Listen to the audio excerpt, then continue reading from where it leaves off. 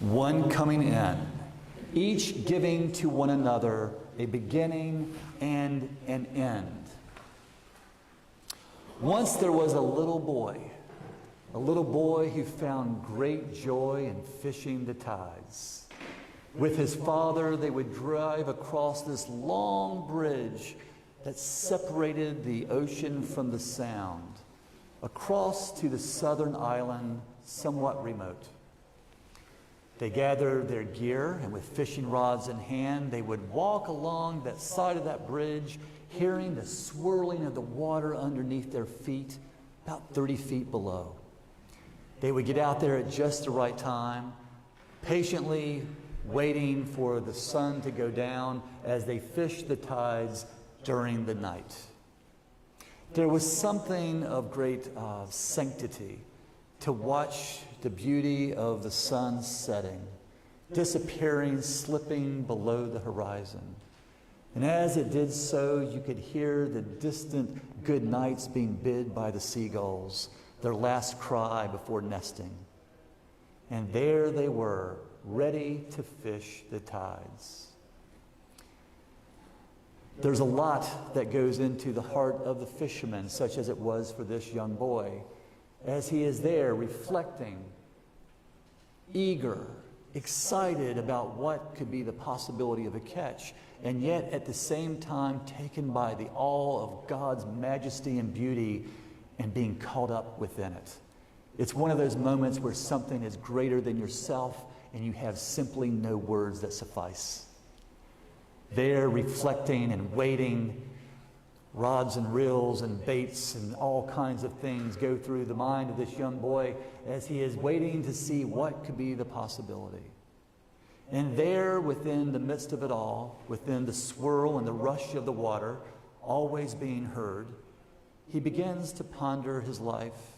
He begins to think about the promises of a young life and what can happen in the near future. But like the sun sets, it is also a reminder that day will become night. And with that, there is the paradox of one's death and one's life. And it happens and changes just like the tides. Here on the fifth Sunday of Lent, we are encountering such a moment as this young boy recognized in his youth, about that cycle that happens and we just seem to let it go. We have the story of Lazarus. I don't know if he was a fisherman or not, but Lazarus and his story tells us something about the nature in which God moves and has his being, almost as if it's the cycle of the tides between our birth and the time of our death. We hold something to be true in this story of Lazarus being risen from the dead, something of great earnestness, something of great beauty, must I say. For many years, 20 years, I fished on that bridge with my father. And we would walk along that bridge, hearing the water swirling beneath our feet.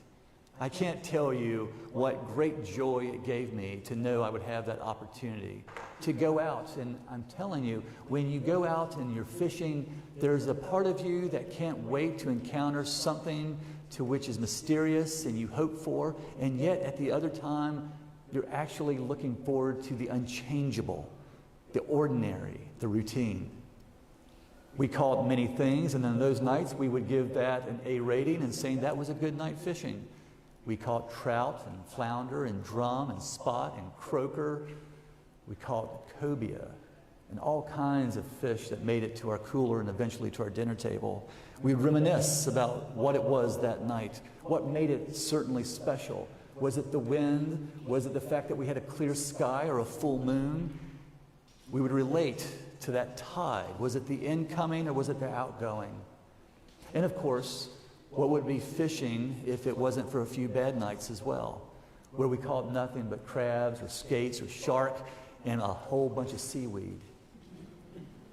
But it didn't dismay us. We kept going back. Our return was based not on solely the expectation of what we would catch, but it would depend on being caught up on something greater than ourselves. This is the experience to which we have when we hear the long gospel, the one to which many people who proclaim those 45 verses perhaps would wish that at the end it was only that one verse that would be recited, the shortest verse in the Bible.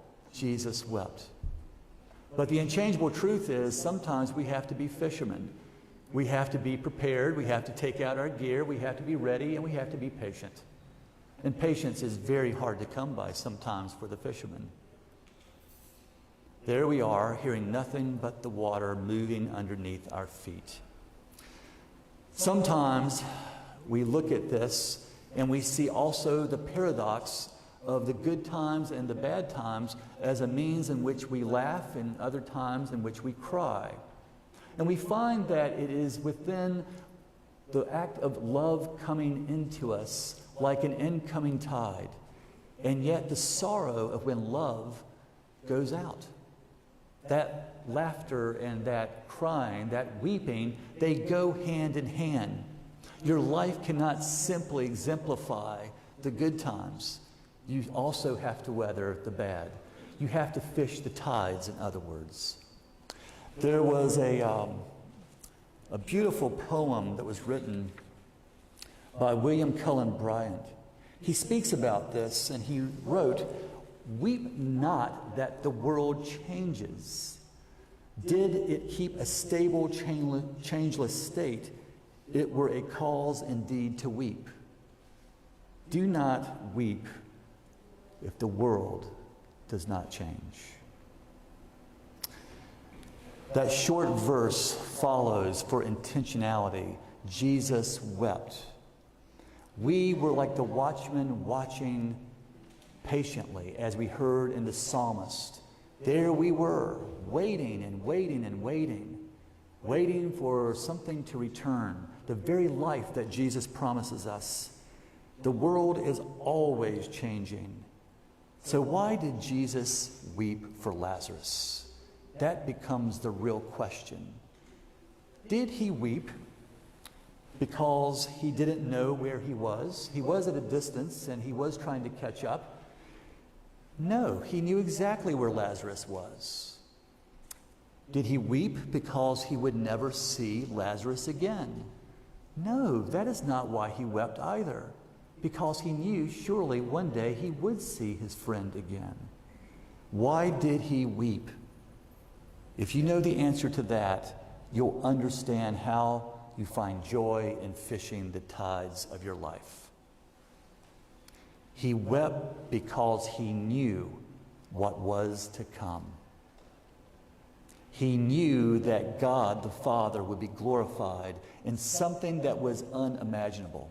You see, all those years fishing on the bridge, I knew the tide would go out and I knew the tide would come in. There's a tide chart that you can get, and it tells you when it happens. And it might be off a little bit based on the wind and the moon and all that stuff. But as God is your witness, you knew that you could depend on that tide changing.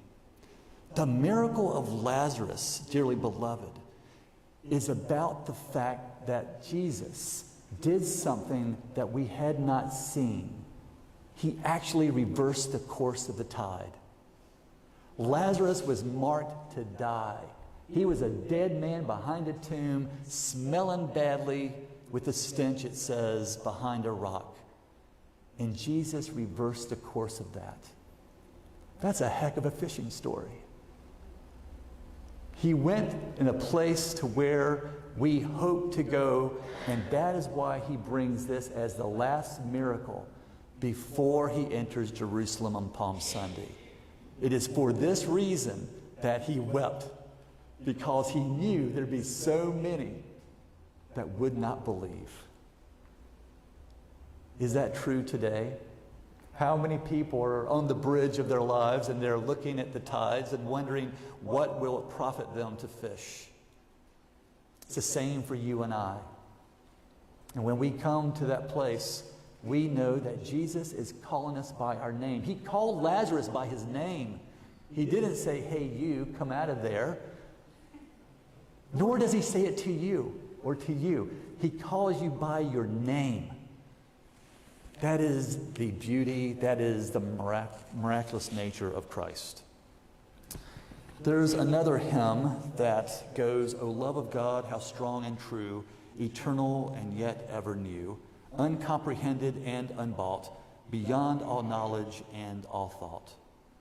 The Spirit of God that's been placed within us stirs up something deep in our own spirit, a recognition and a longing.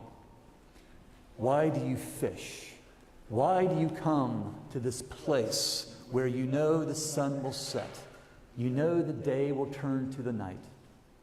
We've often asked that question, and yet when we come to this holy place, there is a beauty and a serene sense of God's holiness to where we just seem to come back to make sure it's all in the same place. Sometimes when we come to worship, especially for those of us who are serving perhaps at the altar, it's not the ordinary that stands out to us. It's the things that we didn't expect. But yet, what would it be like if we didn't have the ordinary, the unchangeable? Jesus is stirring up something in our lives. This story is so important because this family was so dear to Christ. He loved Mary and Martha. And Mary and Martha, they gave him a hard time. Wasn't it some time ago when Martha gave her sister a bit of a chinning and saying, I'm in here working in the kitchen and all you're doing is out there sitting at the feet of Jesus and listening to him. And now, fast forward, and both of them chime in at different reasons, saying, if you had just been here.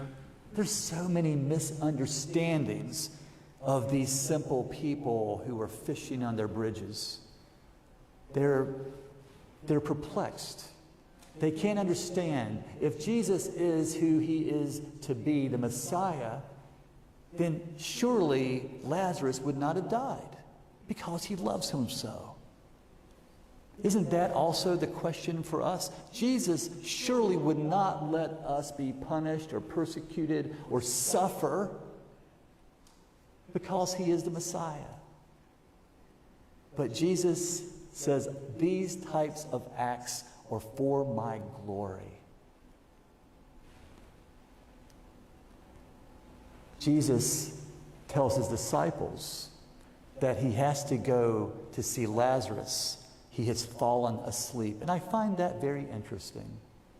Do you think it's because he didn't want to concern his disciples too much, to get them bothered, to get them upset, wondering what the conditions might be like? Maybe they wouldn't venture out with him through Galilee if they knew of the severity of this. And after all, didn't they say, if he is dead, then let us go and die with him?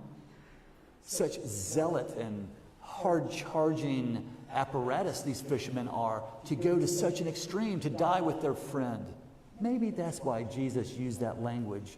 And then when he realized that they were kind of thinking that this wasn't serious, he said no. Plainly said, Lazarus is dead. Sometimes Jesus speaks to us with such absolutism that this is final, this is the way it is. And it's hard for us to go by that. It's hard for us to live with that information. He comes to them later. This is the dread of any person serving God in the capacity of being a pastor for the flock. When you hear about a person being ill, and then a few days later they die, and you weren't there to see them. There is nothing that grieves my heart more than something of that news. And yet Jesus came later. Mary and Martha said, if you'd just been here sooner, this would not have happened. I don't think they were saying that to really criticize Jesus. They were speaking out of pain. And that's how it is for us sometimes when we speak out of our pain. Jesus realized all this. He took in the entire human example. He had the mourning of them, and he had the people grieving over the loss of Lazarus, the Jews that were there with them. He had Lazarus who was sealed behind the rock. He was trying to fathom all of this. And in the same context, he knew that his Father was speaking through him, that timing is everything. We got to wait for the tide to come back in order to drop our lines. And when the moment was just where it needed to be, he said, move away the stone. Do you ever wonder what the people thought about Jesus when he said that? It's crazy. Nobody would do anything like that. Well, as a fisherman, I can tell you, sometimes you just have to do something unexpected, something crazy. Maybe cast your nets on the other side. Maybe walk to the other side of the bridge, or go down further and go by the rock or somewhere else. But that is sometimes what happens. And in that moment, that is where the miracle takes place. Jesus wept. Do you think that people believed, as it said at the end in that 45th verse, because they saw Lazarus come out of the grave? Or do you think that they wept because they truly got a glimpse of God loving people? I think that's what it was. And I think that he knew all along where he was going. It's in the name of Christ where we are called, and we hear his voice. And he hears our laughter, and he hears our weeping.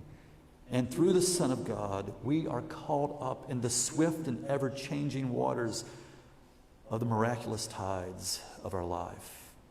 It is his life, from his birth to his death to his resurrection, that we find ourselves cast in the same waters that God created us. It is through his resurrection that we are given the strength, the perseverance, to combat and to resist the fear that comes from death. Death is a part of life, just as the outgoing tide and the ingoing tide. But God is glorified in its change. Two tides, one going out, one coming in, each giving to the other a beginning and an end. In the name of the Father, and the Son, and the Holy Spirit.